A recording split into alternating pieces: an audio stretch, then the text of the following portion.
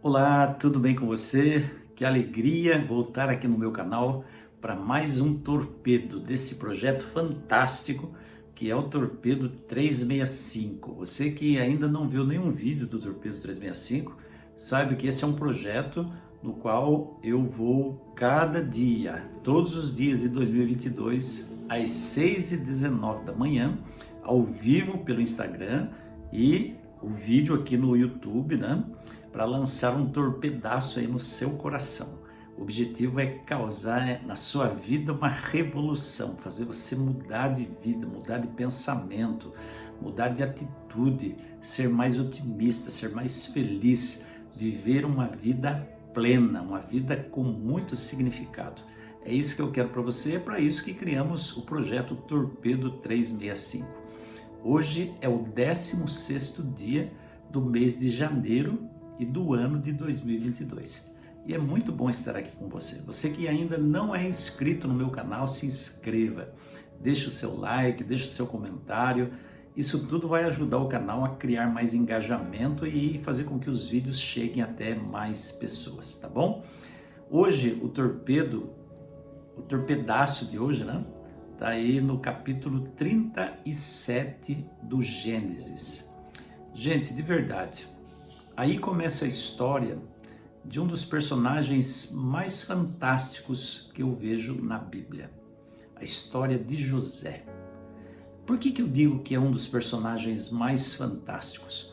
Porque José é muito parecido comigo, é muito parecido com a gente, né? A começar pelo lar que ele viveu.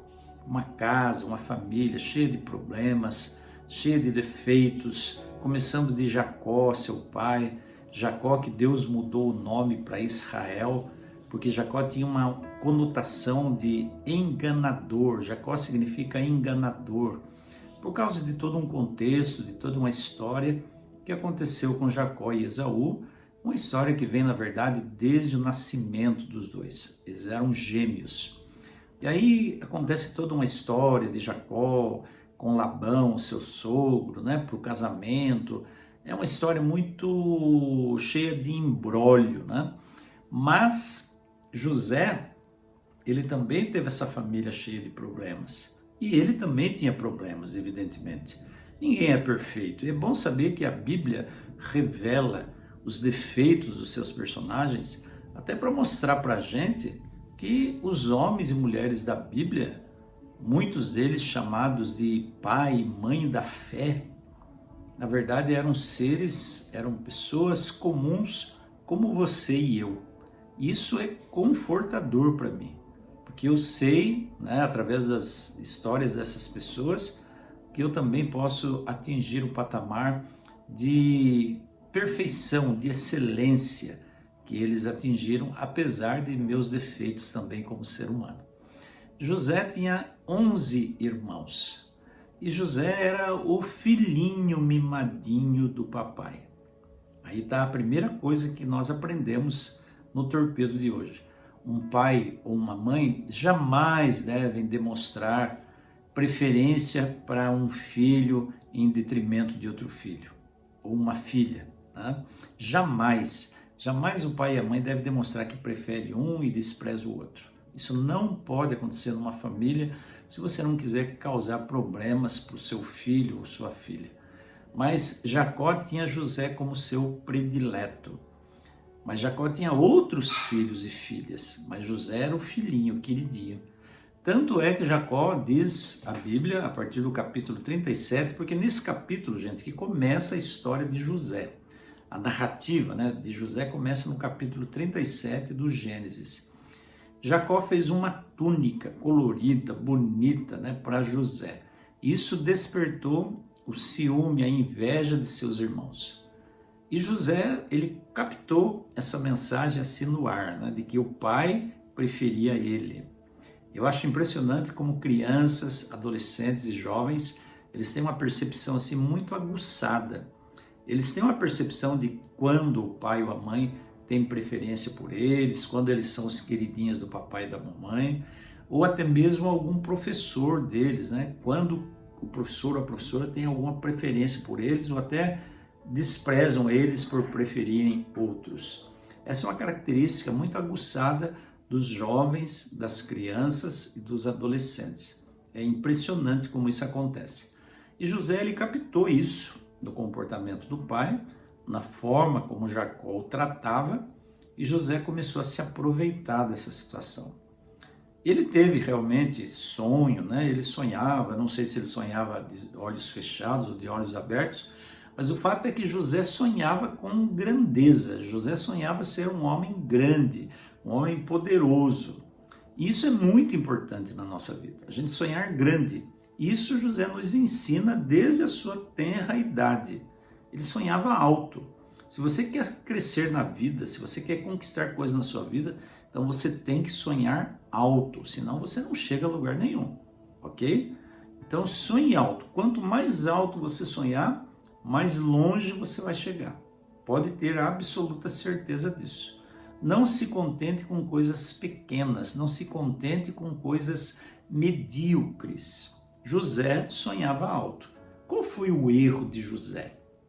O erro de José foi contar os seus sonhos para os seus irmãos. E aí vem a segunda lição que eu quero extrair desse texto com você, dessa história, do início dessa história. Sonhe alto, mas nem sempre conte para os outros, nem sempre fale para os outros qual é o seu sonho. Sabe por quê? Porque muita gente vai ter ciúme, vai ter inveja de você.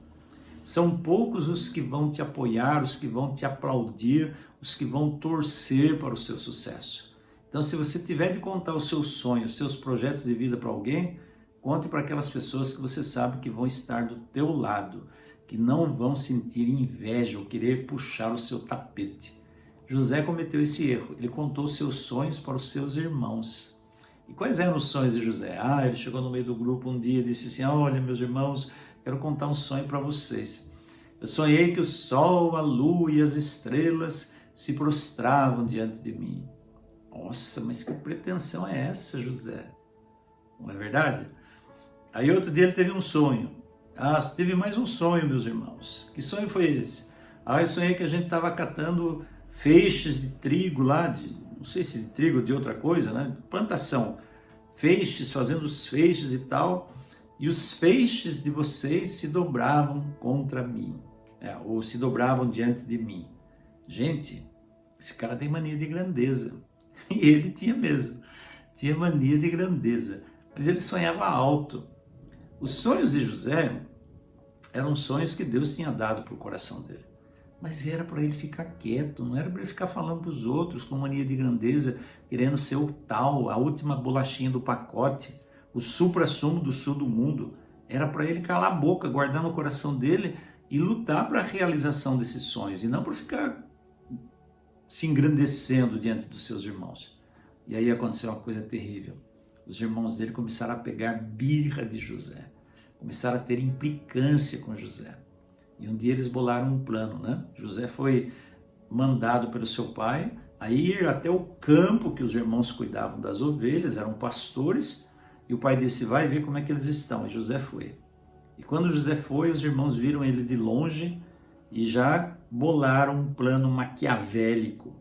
Disseram assim uns para os outros: lá vem o sonhadorzinho de sonhos, o cara que quer ser maior do que todo mundo. Vamos fazer o seguinte, vamos prender ele aqui e vamos vender ele para uma caravana de mercadores de escravos. E assim eles fizeram. Gente, tem toda uma história aí comovente, né, a respeito disso. Nessa época, José tinha por volta de 17 anos. Era um jovenzinho sem experiência nenhuma de vida. E é muito triste, né, o que aconteceu com José, porque os próprios irmãos resolveram vendê-lo como escravo para uma caravana de ismaelitas. Olha só. Aí criaram toda uma história, né? Criaram todo um contexto para dizer para Jacó, o pai, que uma fera tinha despedaçado José, que ele tinha sido morto por um animal selvagem. Jacó, quando ouviu a notícia, chorou, lamentou, chorou o luto do filho, né? Mas depois, lá na frente, nós vamos ver que Jacó sempre guardou um quesinho de dúvida no seu coração. Será que ele realmente está morto? O fato é que José foi vendido por uma caravana de escravos. Essa caravana levou José até o Egito. E aí começa a saga de José. Um menino que tinha mania de grandeza, que sonhava alto, mas que tinha mania de grandeza, que foi vendido como escravo e um dia se tornou o governador do Egito, o segundo maior homem do Egito. Depois do faraó, ele era o cara, o principal mandante do Egito. Nós vamos ver essa história com detalhes ao longo dos próximos torpedos, mas essa história é muito linda. E o que me chama a atenção nessa história de José? O que mais chama a minha atenção é que quando José, com apenas 17 anos,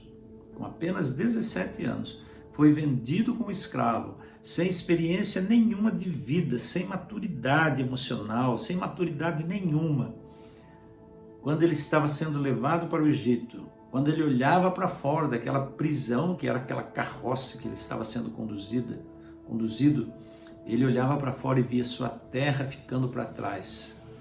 José colocou no seu coração ser fiel a Deus, custasse o que custasse. Ele colocou no seu coração: eu vou ser fiel ao meu Deus, ao Deus do meu Pai, custe o que custar, mesmo que custe a minha vida, mesmo que custe a minha liberdade, eu vou ser fiel a Deus. E esse é o torpedo que eu quero mandar hoje para o seu coração. Por que José atingiu grandes alturas? Por que José realizou seus sonhos de ver os seus irmãos e seus pais se prostrarem diante dele como governador do Egito? Porque ele decidiu no seu coração ser fiel a Deus. Independente de qualquer coisa, independente do preço que ele pudesse pagar, ele resolveu ser fiel a Deus. E aqui eu faço um convite para você. Coloca no seu coração, hoje, agora, eu vou ser fiel a Deus. Não importa o preço que eu tenho que pagar, eu serei fiel. E Deus vai honrar você, Deus vai recompensar você com toda sorte de bênçãos. Bênçãos materiais, bênçãos espirituais, bênçãos emocionais. Você vai ver, Deus vai recompensar você. Coloca no seu coração, o torpedo de hoje é esse: eu decido ser fiel a Deus, não importa a que preço. Esse é o torpedo de hoje. Escreve aí na sua mente, no seu coração, escreve no seu computador: eu decido ser fiel a Deus, não importa a que preço. Isso é decisão, e Deus vai honrar você na sua decisão, pode ter certeza disso. Que Deus abençoe, que esse propósito fixe-se aí em seu coração, que seja cada vez mais sólido e que você seja realmente fiel a Deus, custe o que custar. Amanhã eu volto com outro vídeo, com outro torpedo aí para o seu coração, para ajudar você nesse crescimento, nessa transformação de dentro para fora. Um forte abraço para você e até lá, se Deus quiser.